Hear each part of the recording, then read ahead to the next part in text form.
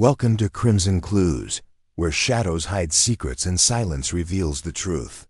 Every story is a puzzle, and every clue takes you closer to the answer. Subscribe now, join the hunt, and let the mystery begin. Chapter 1. Taking flight. I have accompanied my friend Hercule Poirot on many remarkable journeys over the years, but none quite so extraordinary as our transatlantic crossing aboard the new Stratolina aircraft in the spring of 1939. The magnificent flying machine with its pressurized cabin allowing flight above the weather represented the very pinnacle of modern aviation. Poirot's gloved fingers drummed a precise rhythm on his armrest as we taxied down the runway. His mustache twitched slightly, assured, "It is not a question of safety, mon ami."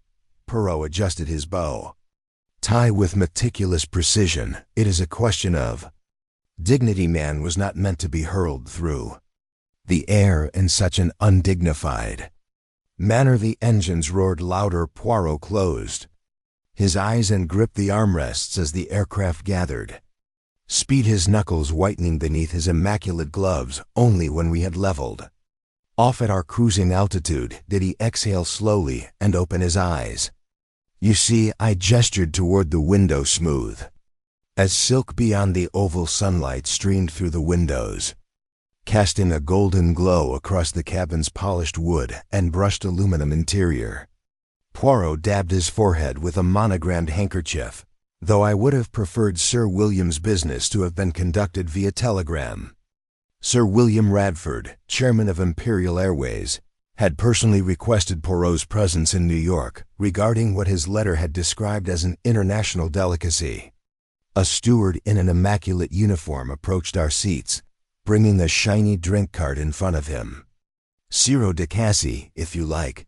Poirot asked. "Only soda water for me," which I added as the attendant prepared our drinks. I took this time to watch our fellow passengers. The first-class cabin had only 8 other people, each separated with enough space to assure privacy, a luxury reflected in the high price of the tickets. Across the aisle, a broad-shouldered man with silver-streaked hair reviewed paperwork scattered across his fold-down table. A gold signet ring gleamed on his finger as he scribbled notations with a fountain pen behind him. A younger man with wire-rimmed spectacles peered anxiously over his shoulder until the older man, without looking up, said something that caused his companion to flee. "Victor Carrington," Poirot murmured, following my gaze. "The American industrialist whose factories produced much of the steel for this very aircraft. Or so I understand. You know him, yet his reputation precedes him." Poirot accepted his drink with a nod of appreciation. "A guy who has made many fortunes and possibly as many enemies." 2 rows ahead, a striking young woman with copper-colored hair, arranged in the latest style, adjusted a compact mirror. Her slender fingers, adorned with an emerald that caught the light with blinding brilliance, tilted the mirror such that it offered a view not of her own reflection but of Carrington behind her. When she noticed my observation, she snapped the compact shut and turned to the older woman beside her, who wore a hat adorned with feathers that quivered with the aircraft. "Victor's wife. Take note of the age gap." A distinguished gentleman in tweeds occupied the seat ahead of us, gray hair framing a face weathered by exposure to the elements. A leather satchel stuffed with papers protruded from beneath his seat. He consulted his pocket watch with a frown before flagging down a passing steward with questions about their arrival time. "Professor Ambrose Finch," Poirot supplied without my asking. "The most distinguished archaeologist, returning from an expedition in Egypt. His discoveries at the tomb of Amenhotep caused quite the sensation in academic circles farther up the cabin." A woman whose face seemed vaguely familiar adjusted a silk scarf around her elegant neck. Her movements possessed a theatrical I began with each precise and trained gesture. Miss Diana Leverson. Poirot confirmed that the actress Aurelia at the Old Vic was widely acclaimed, albeit I did not have the pleasure of witnessing it. The last passenger in our VIP compartment was a slim, scholarly-looking man with a doctor's bag strapped beside him. He leafed through a medical journal, periodically scribbling remarks in the margins with swift, definite strokes. Dr. Gregory Winters. Poirot replied, finishing my education on our traveling companions. A surgeon of some repute flying to speak a conference in New York on the newest breakthroughs in surgical procedures. I raised an eyebrow, since you seem remarkably well informed about our fellow passengers. Poirot tapped the side of his egg-shaped head. The little gray cells, Hastings, they work even when we are suspended miles above the earth. I requested the passenger manifest before boarding. It is always wise to know with whom one travels. Nesta. The aircraft hit a pocket of turbulence, causing the drinks on our trays to slosh dangerously. Mrs. Carrington's hand flew to her throat, her knuckles whitening around a pendant that hung there. Professor Finch's papers scattered across his voice scarcely rose beyond a whisper.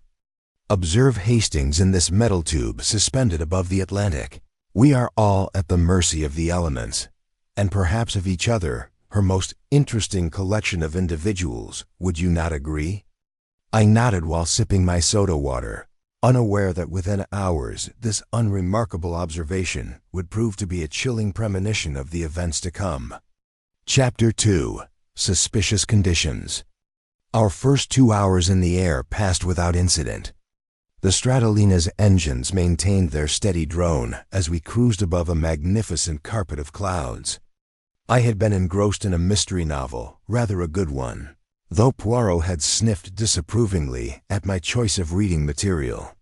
When the aircraft suddenly lurched, my book tumbled to the floor as the fastened seat belt sign illuminated with a sharp ping. Poirot, who had been dozing, opened his eyes with a start. "Ladies and gentlemen," came the captain's voice over the speaker system, slightly muffled by static. "We are having some unexpected turbulence. Please return to your seats and fasten your safety belts. Cabin crew, secure the cabin." The stewards moved quickly through the aisle, checking that tables were folded and belongings were secured. One of them stumbled as the aircraft dipped again, catching himself on the back of Professor Finch's seat. The professor's papers scattered once more, drawing a muttered exclamation that sounded distinctly unprofessional, most disagreeable. Poirot mumbled, curling his fingers on his armrests. His face had taken on a distinct greenish color across the aisle. Mrs. Carrington placed a handkerchief to her lips. Her emerald ring glistened as her hand trembled behind her. Diana Leverson appeared impressively serene, applying a fresh coat of scarlet lipstick, despite the aircraft's juddering motion. As the turbulence deepened, the plane dipped quickly, eliciting screams. A water glass from the drink cart shot through the air, shattering against a window with a sound that prompted Lady West to scream a strangled cry for over 20 minutes.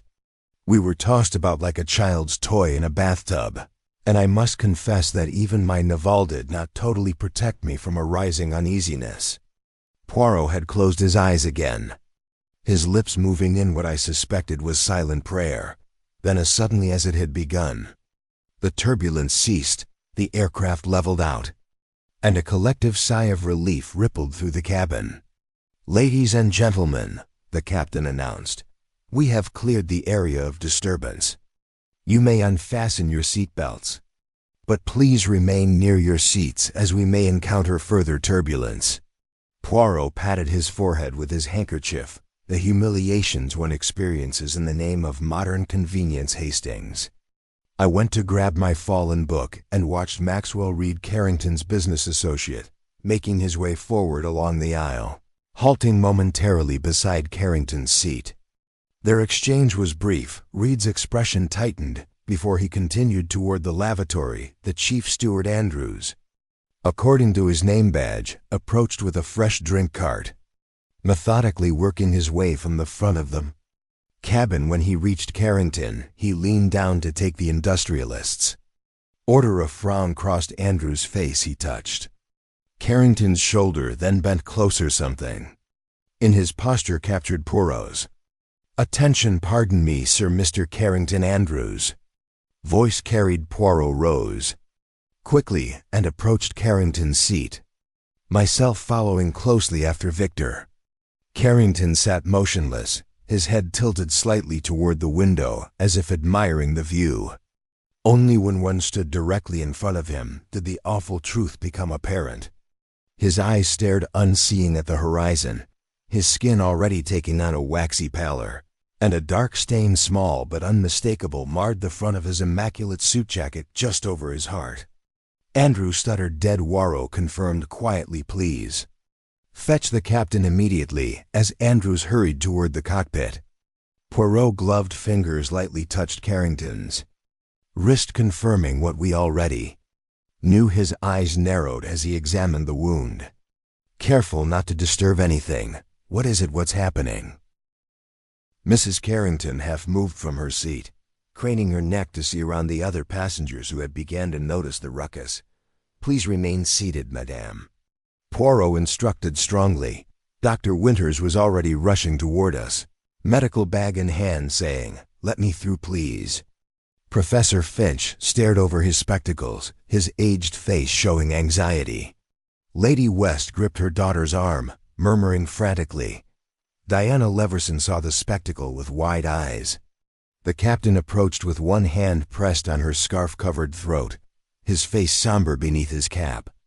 After a brief examination and whispered consultation with Poirot and Dr. Winters, he addressed the cabin. "Ladies and gentlemen, I hate to notify you that we have encountered an incident.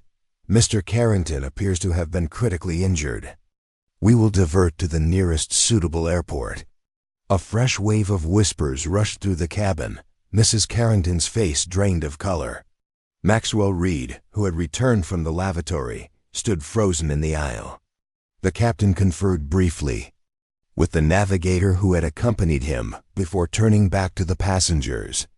"I have been informed that due to our current position, fuel considerations, and weather conditions along the coast, we cannot safely land for at least 5 hours. We will maintain our current altitude and speed while the situation is assessed." He turned to Poirot.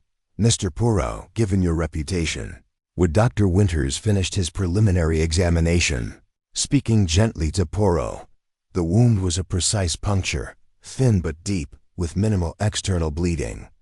Death would have been nearly instantaneous." Poirot inquired. "Not present." The doctor confirmed. "Something thin and rigid with considerable strength behind it, and the time of death difficult to be precise at this altitude, but I would estimate within the last 30 minutes during the turbulence most likely." Poirot nodded gravely. "Hastings, if you would be so good as to take notes. We must speak with each passenger individually, as the captain arranged for Carrington's body to be moved to a partitioned area at the rear." Poirot addressed the astonished passengers. "Ladies and gentlemen, a tragedy has occurred until we land. This aircraft is in effect sealed. No one may enter or exit while the right authorities await our arrival. With the captain's permission, I will make preliminary inquiries." He paused, his eyes moving deliberately over each face. "During the period of turbulence, every one of us was instructed to remain seated with belts fastened, yet in that brief window of confusion and distraction, someone managed to commit murder. The facts suggest that the culprit must be among us in this cabin." Lady Westamy gave a small strangled cry, and Maxwell Reed's jaw tightened significantly. Diana Leverson's fingers crumpled her handkerchief into a ball, and I prepared my notebook. Poirot softly put his hand into Carrington's jacket pocket and retrieved a small folded piece of paper. He gazed at it briefly, his expression showing nothing, then tucked it into his own pocket outside the windows. The captain arranged for the rear portion of the first-class cabin to be blocked off with the heavy curtains generally employed during nocturnal flights. This makeshift interrogation room, cramped as it was, would serve as Poirot headquarters until we arrived. Carrington's body had been reverently covered and secured in the aircraft's small cargo hold, accessible only through a door behind the galley. Poirot positioned 2 seats facing each other and precisely aligned a third at a precise angle beside one of them. He nodded for me to take notes from this third seat. Hastings informed me by tapping his temple that, most importantly, human memory is flawed. "The written word survives," I agreed. pen poised over my notebook. Andrews, the chief steward, stood close, awaiting instructions. "The seating chart, if you please." Poirot requested. Andrews provided a diagram of the cabin, which Poirot studied with narrowed eyes. "And the passenger manifest with all names here." Sir Andrews handed over a typewritten list. "The captain has asked me to assist you in any way possible. Yeah, first I would like to speak with Mrs. Carrington." Andrews slipped through the curtain moments later, ushered in Elaine Carrington, her copper hair slightly disheveled but her composure intact, only the whitened knuckles of her clasped hands betraying her inner turmoil. "Madame, please be seated." Poirot indicated the chair opposite him. "And may I offer my condolences on your loss?" She cocked her head slightly. "Thank you, Mr. Poirot. This is, unbelievable. Indeed, if you would permit me a few questions. Your husband, he had enemies." Her laugh lacked humor. "Victor had a penchant for making enemies, which came with his specific brand of success. Would you like to elaborate, madam?" Her fingers absently twisted the emerald ring. "Victor believed business was war. He took no prisoners. Those steel mills the papers praise him for built on the ruins of his competitors. His shipping concerns acquired through what some might call ruthless tactics. And yet you married him." A fleeting smile touched her lips. "I was 22. Mr. Poirot, Victor was established, successful and persuasive, and the age gap did not bother you." Her gaze was steady. "Poirot changed tactics throughout the turbulence. You remained in your seat, as directed. I'm not fond of flying in the best conditions." During turbulence, she shuddered. "Likely I wouldn't have moved for the world. Did you observe anyone who did move, madam?" She paused. I had my eyes closed for most of it. "The motion makes me nauseous." "And your husband, when did you last speak with him?" "Immediately after the food service. He mentioned a business problem. He needed to review her." Voice remained level, controlled. "Mr. Poirot, who would do this? Who could do this with all of us present? Is what we will uncover, madame." Poirot raised slightly, marking the conclusion of the interviews. "One final question.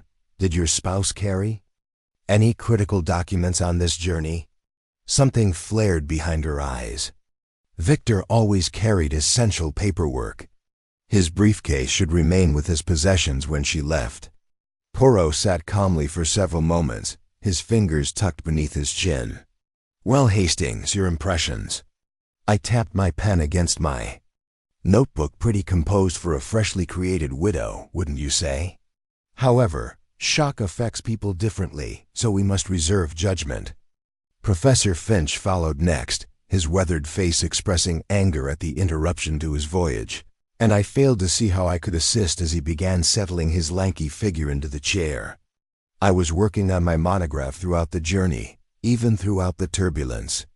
"Professor, especially then, focusing on my work helps me ignore unpleasantness." He removed his spectacles, polishing them with a handkerchief. "I've spent decades on excavations in remote locations. A bit of rough air is hardly noteworthy. You are acquainted with Mr. Carrington?" Finch's hand paused mid-polish. "We've crossed paths. He donated to several archaeological foundations. Our relationship was purely professional, not entirely cordial." "Perhaps," Poirot suggested mildly. Finch replaced his spectacles with deliberate precision. "Mr. Carrington had recently withdrawn funding from a particularly promising dig in the Valley of the Kings. No explanation offered hundreds of man-hours and potentially significant discoveries. Abandoning a substantial grievance and academic frustration, Mr. Poirot had little reason to commit murder." Finch's tone chilled perceptibly. Despite the fact that I was in my seat throughout, anyone would corroborate it. Came next. Maxwell Reed, Carrington's business partner. The man's complexion had a grayish hue, his motions rigid as he sat down. "Away. Bad business," he began before Poirot could speak. "Just terrible. Victor and I had our disputes." But he broke short, running a hand across his face. "These disparities." Mr. Reed's shoulders tensed. "In routine business arguments. Nothing unusual for partners, yet you were observed having what appeared to be a heated exchange with Mr. Carrington. Before takeoff." Reed's eyes widened momentarily. "We were discussing the Wheeler merger. Victor wanted to proceed aggressively. I counseled Caution hardly unusual, and during the turbulence strapped in my seat like everyone else. I value my neck too much to wander about during such conditions. He leaned forward. Look, I had no reason to harm Victor and our partnership. His voice trailed off meaningfully. Diana Leverson's entrance brought a subtle change in the atmosphere of our makeshift interview room. The actress moved with practiced ease, putting herself in the chair with the accuracy of one accustomed to being seen. Mr. Poirot. She inclined her head. Captain Hastings. Miss Leverson, were you familiar with the departed Victor? Her painted lips curved slightly. Yes, we knew each other some years ago before his marriage. A romantic association. Poirot questioned tenderly, adjusting her silk scarf briefly. Victor was persistent when he wanted something, or someone. The scarf slipped slightly, revealing a thin silver chain at her neck. But that was long ago. We've maintained cordial relations since you didn't speak with him during this flight, only in passing. I congratulated him on his recent acquisition of Transatlantic Airways. Her eyes met Poirot directly. I was at my seat during the turbulence. Mr. Poirot, and I'm sure the stewards will confirm it as our interviews continue.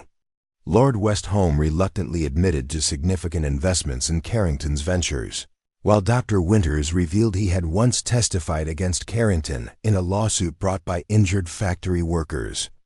Each passenger provided alibis that appeared unassailable, but each harbored connections to the victim that could constitute motive between interviews. Poirot slipped out to examine the galley area and the drink cart that had been in use at the time of the murder. His attention to these seemingly mundane items drew curious glances from the flight crew, but he offered no explanation for his interest. When we had a moment alone, I consulted my notes. Everyone claims to have remained seated, but someone clearly did not. Poirot nodded, taking the folded paper from Carrington's pocket and smoothing it carefully between his fingers. What does it say? I wondered if he remembered Icarus, the fabled character who flew too close to the sun. While Poirot continued his methodical interviews, his gaze shifted to the window, where the afternoon sun blazed across the vast emptiness surrounding our aircraft. In that moment, suspended between heaven and earth, I felt a chill that had nothing to do with the cabin's temperature. I seized the opportunity to study our other passengers from a discreet position near the kitchen. The sumptuous cabin had been transformed into a pressure vessel of distrust. Mrs. Carrington sat with her face turned toward the window, the sunlight catching the copper highlights in her hair. Lady Westholme leaned across the aisle to whisper something to her, but Mrs. Carrington merely shook her head, her posture rigidly upright. Maxwell Reed paced the narrow confines of the cabin, 3 steps forward, 3 steps back, his hands clasped behind his back each time he passed Diana Leverson's seat. His step faltered almost imperceptibly as Andrews approached me. Thank you, yes. As he poured, I casually inquired, did you notice anything unusual before or during the turbulence? The steward's hand remained steady, but a muscle twitched at the corner of his jaw. Only that Miss Leverson visited the lavatory. Shortly before we hit the rough air, she was just returning to her seat when the captain illuminated the seat belt sign. I made a mental note of this detail, which contradicted her assertion of remaining seated throughout, and the drink cart. Was it in service during the turbulence? No, sir, we had just begun service when the turbulence hit protocol requirements. Professor Finch followed with a nasty expression, and my companion motioned to me with a covert gesture. Come to Hastings. We must examine the victim's effects. A steward had placed Carrington's bag and personal goods on a fold-down table in our questioning area. Poirot cracked open the leather briefcase with gloved hands and systematically spread its contents before us. He mumbled, "What do you see?" The briefcase contained several file folders full of contracts and financial statements, a leather-bound appointment book, and a smaller notepad with a black cover for business paperwork. I offered nothing unusual for a man of his position. Prime, but Poirot lifted the small notebook, carefully turning its pages. As I leaned closer, the notebook contained a series of entries in Carrington's bold handwriting. Most appeared to be standard business notations, but several pages contained cryptic references. Operation Icarus Phase 2 Mr. Wavering apply pressure WF connection secured a F situation. Neutralized below these entries a series of initials with numbers next to them. The final page contained yesterday's date with a single notation. 40,000 feet, perfect conditions. Initials, I whispered. That MR could be Maxwell Reed and AF Professor Ambrose. Finch, perhaps Poirot suggested the little gray cells. And they are beginning to assemble the parts. A tap on the curtain startled us.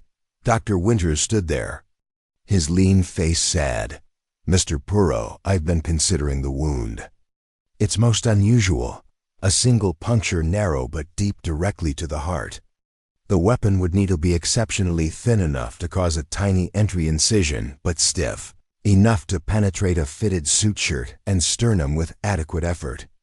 Poirot nodded. A stiletto, perhaps, possibly, but I've examined everyone's belongings as requested. Nothing of the sort was found. The doctor hesitated. There's something else. The wound edges were unusual, almost as if Poirot prompted, as if the weapon itself had changed shape after penetration. The doctor shook his head medically. Impossible, of course. After the doctor departed, Poirot requested Andrews bring him the passenger manifests for the entire aircraft, including those in Poirot.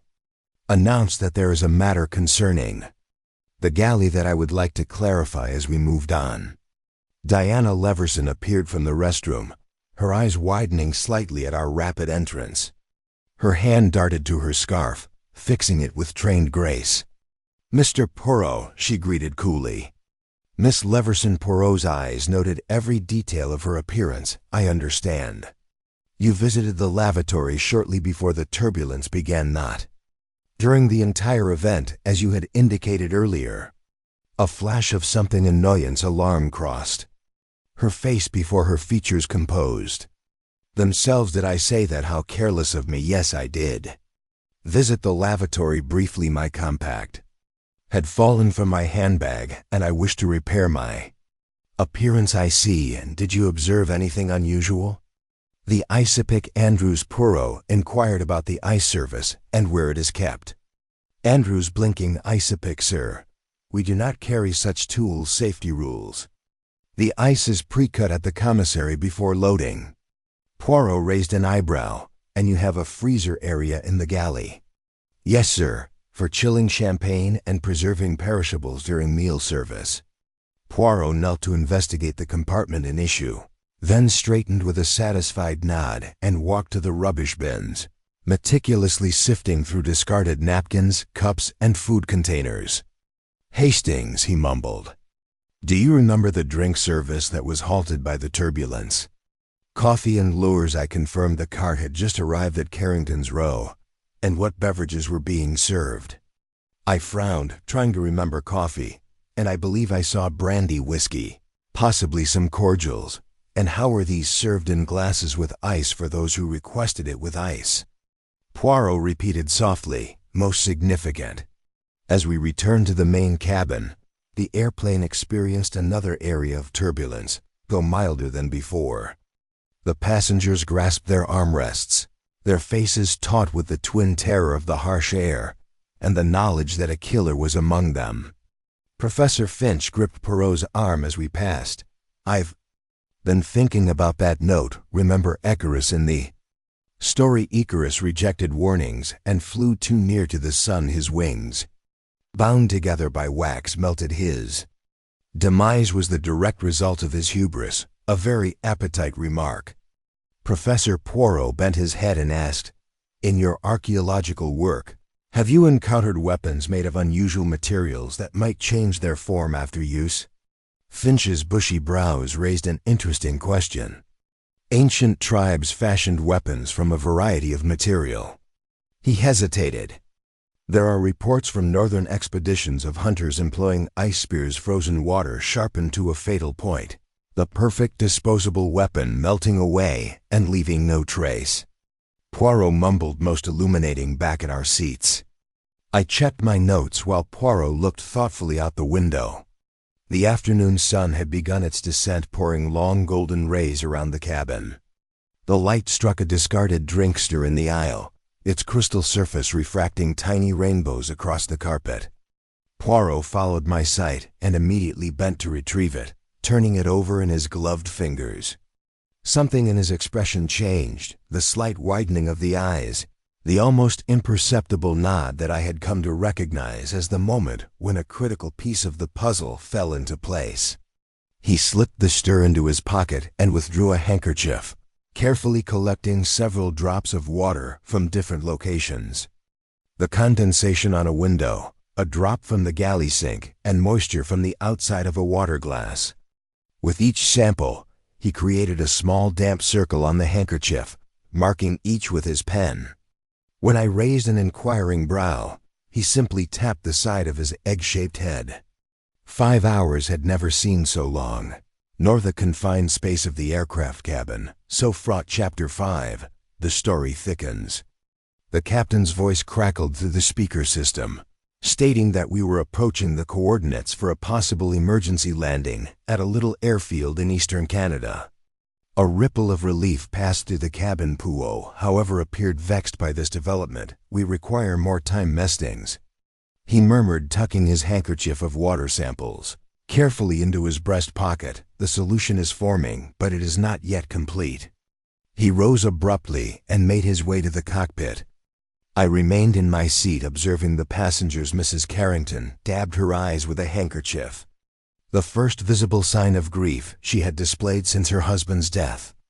Lady Westholme patted her arm with the perfunctory comfort of the English aristocracy. Professor Finch had resumed his work, though his eyes frequently darted to the other passengers over the rims of his spectacles. Dr. Winters appeared to be dozing, but the tension in his jaw belied any genuine rest. Most intriguing was the behavior of Maxwell Reed and Diana Leverson. Reed had taken a seat at the back of the cabin, and Miss Leverson, after a moment's hesitation, joined him. Their conversation appeared intense, her head bent close to his fingers nervously toying with his watch chain. When she placed her hand briefly on his arm, he shook it off with a sharp gesture that spoke volumes. "Poirot, the Canadian airstrip reports limited visibility owing to sudden fog. We proceed to New York." A ghost of a smile touched his lips. "Fate appears to have granted us the time we require." He motioned for me to follow him to the galley, where he opened the freezer compartment once more, this time removing a tray of ice cubes and inspecting each with his pocket magnifying glass. "What exactly are you looking for?" I inquired. "Evidence of tampering, mon ami." "Ah," he said, pointing to small scratches on the internal surface. "Someone has used this compartment for purposes other than chilling champagne." Andrews appeared with new coffee. "The captain asked me to advise you that we're continuing to New York. Mr. Poirot, we should land in approximately 3½ hours. Terrific, tell me." "Andrews, the drink cart, it has been restocked. After the incident." "Yes, sir. Typical practice. We cleaned it properly and readied it for the pre-landing service." "I'd like to see its contents," Poirot requested. That Andrews lead us to where the cart stood ready, its chrome surface gleaming under the cabin lights. Poirot inspected each drawer and compartment, paying particular attention to the waste receptacle at one end, most interesting, and the previous contents of this waste bin where they were discarded in the main galley bin, sir. Poirot nodded, seemingly satisfied, and then asked to examine Carrington's personal effects. Once more, the steward led them to our temporary interview location, where Poirot concentrated his attention on the victim's briefcase and the lock. Hastings noticed the scrapes around it. Someone had attempted to open this case since our last study. I gazed at the little markings that had not been present earlier, but who, having been preoccupied with our research, the passengers have had the opportunity. A brief area of turbulence interrupted our talk. The aircraft descended swiftly and stabilized through the break in the curtains. I noticed Lane Carrington clutching something in her hand, a torn photograph. which she hastily attempted to conceal in her handbag. As the aircraft steadied, Poirot followed my gaze. Perhaps Madame Carrington wishes to dispose of certain memories. Retrieve it, if you please, Hastings, with discretion. I approached Mrs. Carrington and offered her a fresh cup of tea. As she accepted, I noticed the edge of the photograph protruding from her bag when she excused herself to visit the La. Poirot examined the torn image, which showed 3 men on what appeared to be a hunting expedition: Carrington, Maxwell Reed, and a third man whose face had been deliberately removed from the photograph. They stood against a snowy backdrop holding rifles, their breath visible in the frigid air, an expedition to colder climates. Poirot noticed most suggestive, but who was the third man? That, mon ami, is a very good question. Poirot requested Professor Finch's presence. Once more the archaeologist approached our curtained alcove with obvious reluctance. Professor, in your wide travels, you have no doubt experienced diverse hunting and survival strategies from other tribes. Finch adjusted his spectacles naturally. The study of historical civilizations necessarily includes their means of nourishment and warfare, including possibly tactics from Arctic regions. Perhaps a glimmer of comprehension crossed Finch's worn face, whether using Inuit or Siberian ways. You're referring to ice weaponry, which I'm familiar with academically. Of course, ancient Arctic hunters would create knife blades and spear points out of ice when other materials were unavailable in the intense cold. Ice can become nearly as hard as steel, and these techniques are recorded and available to people with scientific interest. I've published on the subject myself, and any university library would have it. His eyes narrowed. You can't genuinely advise? I offer nothing, Professor. I only want information. Poirot grinned. Genie, tell me, how would such a weapon be stabilized? Ice alone would be difficult to grip. Non-Finches hesitated, then continued reluctantly. Typically a handle would be fashioned from available materials, wood, bone, leather wrappings. The blade would be temporarily affixed using water as an adhesive in freezing temperatures. It forms an extremely effective bond, and at normal temperatures the ice would begin to melt. Would not be rapidly, minutes perhaps, depending on ambient temperature. I see. Most illuminating. Poirot dismissed the lecturer with a nod once Finch had left. Poirot turned towards me. We progress. Our chat was interrupted by rising voices from the main cabin. Lady Westholme and Maxwell Reed appeared to be engaged in a furious exchange, their whispers carrying an intensity that drew all eyes toward them. I warned you it was lunacy.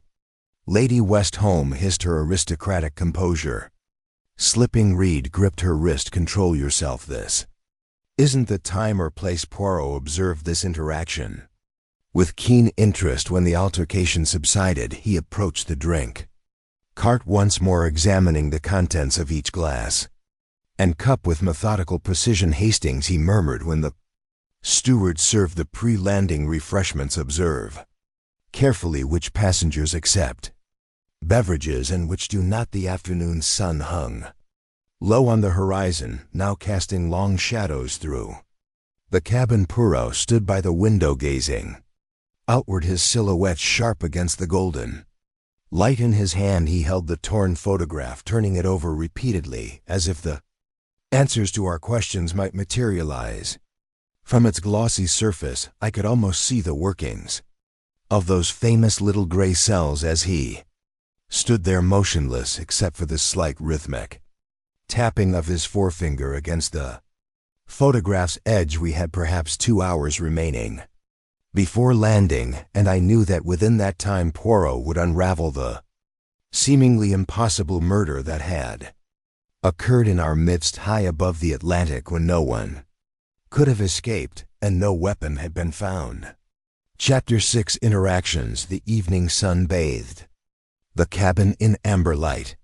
As Poirot placed his notes in exact stacks on the little table, I had rarely seen him so meticulous, a clue of the complexity of the case that confronted us. He tapped his slender finger across Carrington's notebook, squinting at the cryptic words. Hastings, he said, We must establish the true relationships between our fellow passengers. The surface connections reveal only part of the picture. He took out a sheet of paper and began drawing lines connecting names, forming a web of associations. Victor Carrington in the center, with spokes extending outward to each suspect, continued. Mr. Reed and Mr. Carrington were business partners in a difficult merger known as the Wheeler merger.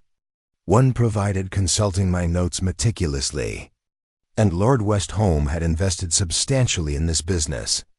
Had he not already, we noticed Lady Westholme engaged in a most intense talk with Mr. Reed. Not the behavior one would anticipate between casual social friends. A steward appeared with new coffee, which Poirot accepted with a nod of gratitude when the man left. Poirot leaned closer. Now let us examine Dr. Winters. He claimed a professional grievance against Carrington testifying in a lawsuit brought by factory workers. A matter of principle, he suggested. Poirot's eyebrows rose skeptically. Yet I have discovered that shortly after this testimony, Dr. Winters' medical research funding was mysteriously withdrawn. The timing is suggestive, is it not? And Miss Leverson admitted to a previous relationship with Carrington. I added, ah. But did she tell us the full extent of this relationship? I think not. Pooh gestured toward the cabin and observed her interactions with Mr. Reed. They speak as people who share secrets, not as casual acquaintances outside our curtained alcove. The routine of the aircraft continued, and Andrews and his team prepared for the final meal service before landing through the gap. I observed Deanna Leverson walk toward the restroom at the back of the cabin. Her silk scarf had been removed, showing a slender neck ornamented with a silver chain from which dangled a little pendant. That pendant, I mumbled. She's been concealing it beneath her scarf, indeed. Most interesting. Poirot eyes gleamed when she returned note which passengers she speaks with and their reactions. Our attention was diverted by a sharp exclamation from near the galley. Professor Finch stood with a newspaper in hand, gesturing animatedly to Dr. Winters. The doctor's face had drained of color as he examined whatever Finch was showing him. Poirot watched this exchange with keen interest. The professor appears to have made a discovery of his own most fortuitous. Let us review what we have established, Poirot remarked, returning to his notes. Mr. Carrington was engaged in a business venture that involved several of our fellow passengers. This operation, Icarus, he wrote in his journal. A sudden patch of severe turbulence interrupted his analysis. The aircraft lurched violently, causing papers to scatter across our small table. The cabin lights flickered once-twice before going out completely, plunging us into the dim glow of the emergency lighting. Exclamations of alarm rose from the passengers in the ghostly blue illumination. Shadows transformed familiar faces into masks of anxiety and fear. For nearly 30 seconds, we were suspended in this twilight. Before the main lights buzzed back to life, Pooh immediately gathered his scattered notes, scrutinizing each paper with rapid accuracy. His gaze darkened as something was missing. Hastings, he hissed the page from Carrington's notebook. The one with the initials. It has been taken. I scanned the floor, the seats, every visible surface. Are you certain it hasn't simply blown away in the confusion? Quite certain. This was no accident. Someone has used the opportunity to acquire evidence. Poirot's eyes narrowed. But who? A quick survey of the cabin revealed all passengers apparently in their assigned seats, their expressions ranging from mild concern to outright fear. Hastings, whispered Poirot, I require your assistance when next the drink cart passes. Observe carefully which passenger disposes of anything in the waste receptacle, and note who visits the lavatory in the next 15 minutes. The pre-landing meal service began shortly thereafter. Andrews carried the freshly stocked drink cart down the aisle, serving beverages and light refreshments. I positioned myself near the galley, displaying casual curiosity while maintaining a clear view of all passengers. Diana Leverson declined to eat and drink. Her gaze was caught on a little notebook, remarkably identical to the one we had recovered among Carrington's stuff. Maxwell Reed accepted a whiskey and gulped it in one swallow before demanding another. Professor Finch took tea his weathered hands, trembling slightly as he stirred in sugar. Most telling was Dr. Winters's reaction when offered coffee. He began to refuse, then paused, glancing toward Poirot before accepting. As Andrews moved on, the doctor stared into the cup without drinking, then abruptly rose and headed toward the lavatory, the untouched coffee abandoned on his tray table. I signaled discreetly to Poirot, who acknowledged with an almost imperceptible nod when Dr. Winters emerged. Precisely 4 minutes later, his complexion appeared even paler than before. He returned to his seat and stared out the window, his reflection in the glass revealing a face etched with calculation. Poirot slipped from our alcove and made his way to the galley, where he conducted one final examination of the freezer compartment. Whatever he discovered there seemed to satisfy him, for he returned with the subtle smile that I had come to recognize as a sign that the final pieces of his puzzle were falling into place. "I believe I now understand the method, Hastings," he murmured, settling beside me. "A most ingenious approach combining elements of opportunity, scientific knowledge, and psychological misdirection. Few could have conceived it, and fewer still could have executed it successfully. Then you know who killed Carrington? I have a theory which fits the facts, but before I reveal it, there is one final experiment to conduct." He withdrew his handkerchief with its carefully marked water samples and examined them under his pocket mag. The captain's voice came over the speaker system announcing our final approach to New York.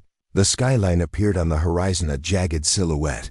Against the deepening twilight, we would soon be on the ground where police would take control of the investigation. Yet, as we began our descent, I sensed that the most dangerous part of our journey still lay ahead, for among the 8 passengers in our cabin, one had demonstrated both the ingenuity to create an impossible murder and the ruthlessness to execute it, and that individual now faced exposure at the hands of Hercule Poirot. Chapter 7: Descent into Darkness. The Stratoliner tilted forward as we began our final approach to New York. Through the window, the city's lights glimmered like scattered jewels against the darkening sky. Under ordinary circumstances, the view would have been breathtaking. Now it merely signaled that our time was running short. Poirot had emerged from behind our curtained alcove with a curious air of calm resolve. His bow tie sat perfectly straight, his mustache was immaculately groomed, but the intensity of his gaze betrayed the gravity of the situation. "Captain," he addressed the aircraft's commander, who had joined us in the cabin, "I'd like to gather all of the passengers together before we land. There are matters that must be addressed while we're still in flight." The captain gave a nod. "Of course, Mr. Poirot, we have approximately 20 minutes before touchdown. That will suffice." The passengers were told to go to the forward area of the cabin, which they did with varied degrees of reluctance, some gathering their personal belongings as if ready for rapid departure. Professor Finch slipped his valuable notes inside his leather satchel. Diana Leverson tightened her scarf once more around her neck, the pendant neatly disguised behind the silk.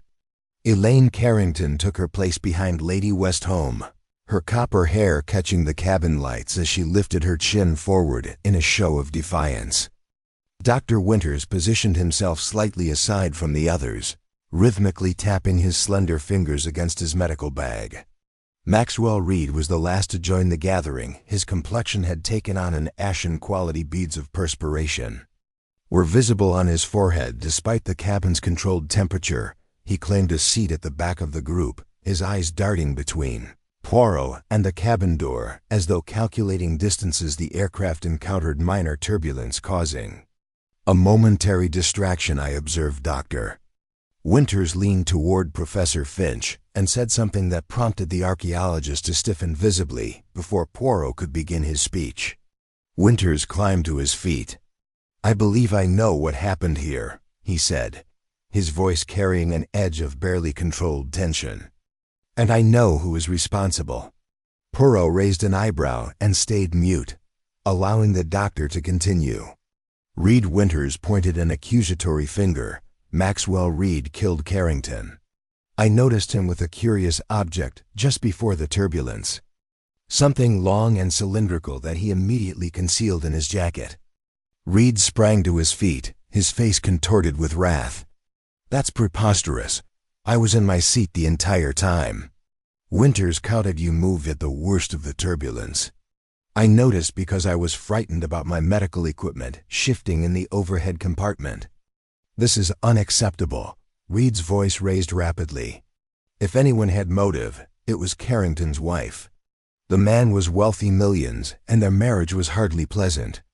All eyes shifted to Elaine Carrington, who stayed impressively serene under this unexpected scrutiny.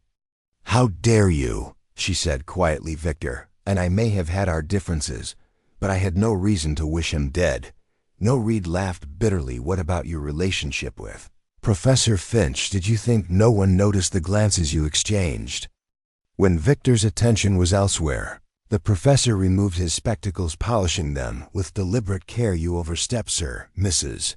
Carrington consulted me regarding artifacts her husband acquired during his travels, nothing more. The allegations continued to fly across the cabin. Diana Leverson was accused of harboring a decades-old grudge over a romantic rejection. Lord Westamy allegedly faced financial ruin if Carrington withdrew from their joint venture. Each accusation was met with vehement denial, each denial followed by a counter-accusation. Through it all, Poirot observed silently, his head tilted slightly to one side. I recognized his posture. He was allowing the suspects to reveal themselves through their emotional reactions. Noting which accusations prompted the most vigorous responses, Dr. Winters maintained his medical authority, providing credibility to his claims against Reed. The wound was consistent with a thin, stiff tool. Reed has knowledge with hunting guns. The connection is clear when talking hunting experience. Reed, but let's not forget our great archaeologist Professor Finch has vast knowledge of archaic weapons, especially those employed in Arctic circumstances. His funding was slashed by Carrington only last month. Professor removed his spectacles completely. His weathered face flushing. "My study funds is scarcely reason for murder. And I was working throughout the journey. Everyone saw me. Madame Z is Messier." Poirot eventually interrupted, his voice cutting through the noise like a dagger. "This exhibition of allegation is quite instructive, but perhaps we should investigate facts rather than guesses." He turned to the captain and said, "I presume you've alerted the authorities on our problem." The captain nodded and said, "Police will be waiting at the gate. They've requested that all passengers remain seated upon landing." "Excellent. Perhaps we should." A sudden powerful tremor shook the airplane, slamming Poirot against the bulkhead. The cabin lights flickered ominously. Gasps and cries of terror filled the air, and oxygen masks dropped from overhead compartments. "Just air turbulence," the captain assured everyone, his professional serenity contrasting sharply with the rising apprehension. "Please return to your seats and fasten your belts for landing." As the passengers complied, I witnessed a communication between Professor Finch and Dr. Winters, fleeting, meaningful glance that spoke of shared awareness. Diana Leverson grasped her pendant through her scarf, her fingers whitening from the power of her grip. Maxwell Reed wiped perspiration from his brow with a monogrammed handkerchief, which he carefully placed in his breast pocket. Poirot beckoned me closer as he reclaimed his own seat. "Observe Hastings," he mumbled. "In times of crisis, people reveal their true concerns. Note how Reed preserves that handkerchief despite his agitation. Most significant through the window. The lights of the approaching airport grew larger, the landing gear deployed. With a mechanical groan that reverberated through the cabin, Poirot remained perfectly still, his eyes half closed in concentration. I knew this expression while he was reviewing every detail, every connection, ensuring his solution was flawless before revealing it. The aircraft continued to descend. As we reached the runway, the engines changed pitch, and the cabin fell into an uncomfortable calm. Each passenger seemed lost in private thoughts or secret anxieties. Mrs. Carrington stared straight ahead, her hands folded neatly in her lap. Lord and Lady West exchanged whispers behind cupped hands. Professor Finch had removed a small notebook from his jacket pocket and was reviewing its contents with fierce concentration. Maxwell Reed, the man accused by Dr. Winters, sat rigidly in his seat, his gaze fixed on some middle distance, his fingers still clutching the handkerchief that had drawn Poirot's attention. The runway lights came beneath us, a string of pearls guiding our approach through the gathering darkness. In mere minutes, we would be on the ground where police would take statements and evidence would be collected by proper authorities. But I sensed Poirot had no intention of relinquishing his solution to local law enforcement without first revealing it in his own inimitable fashion. The wheels touched down with a squeal of rubber against tarmac, the airplane trembling as it decelerated. We had arrived safely in New York, all of us except Victor Carrington, whose body lay cold in the cargo hold, his killer still among us, unknown to all. Chapter 8. The Frozen Truth. The Stratoliner had come to a complete halt at the gate, but the captain explained that at Poirot's request, no one would exit until further notice. Through the windows, police trucks could be seen on the tarmac, their red lights are throbbing in the evening darkness. Poirot stood at the front of the cabin, his diminutive figure commanding the attention of everyone present. The passengers had been instructed to return to their original seats. A tableau frozen in time, recreating the scene before Carrington's murder. Ladies and gentlemen. Poirot began, his accent more pronounced than usual, a sign I recognized as indicating his immense satisfaction with the solution he was about to unveil. We have traveled together through the sky on a journey. Andrews and the other stewards, standing at the rear of the cabin. 2 police officers had been let to board, but remained near the exit at Poirot's request. The murder of Victor Carrington presented a seemingly unsolvable dilemma. Poirot continued a man stabbed to death in a confined space under the observation of his fellow passengers with no weapon. Found simplest, and yet it happened. Mrs. Carrington sat rigidly in her seat, her fingers toying with her emerald ring. Professor Finch appeared to be studying Poirot with academic interest. Dr. Winters maintained his professional composure, though his fingers drummed in irregular rhythm. Against his knee, let us first consider the false solutions. Poirot continued, one might suggest that Mrs. Carrington killed her husband for his fortune, yet she was observed throughout the turbulence, her eyes closed in distress. Lady Westholme might have desired to protect her family's investments, but she too remained clearly visible in her seat. He paced slowly down the aisle, his hands clasped behind his back. Professor Finch had academic grievances, but his elaborate papers would surely have been disturbed had he left his seat. Diana Leverson harbored old resentments, yet her movements to and from the lavatory were noted by the cabin staff. Miss Leverson's hand moved unconsciously to her scarf, confirming her awareness of being observed. Dr. Winters, as a medical specialist, would understand human anatomy and the perfect area to strike for quick effect. However, what weapon might he have used, and where could he have concealed it? The same questions apply to Lord Westholme. Poirot paused beside Maxwell Reed's seat. Reed's face had taken on an almost grayish pallor, the collar of his shirt dark with perspiration despite the cabin's cool temperature. And then we have Mr. Reed's business partner, rival, and the man with perhaps the strongest motive. The Wheeler merger was failing. Mr. Carrington planned to withdraw, leaving Reed to face financial ruin and potential criminal charges. Reed's knuckles whitened as he held the armrests. But the fundamental question remains the weapon. Where is the instrument that created the narrow, deep wound in Mr. Carrington's chest? The stewards checked the flight, but nothing was found because the weapon itself, Poirot halted dramatically, no longer exists. A murmur ran around the cabin. And the weapon, Poirot stated, was made of ice. The silence that followed was absolute.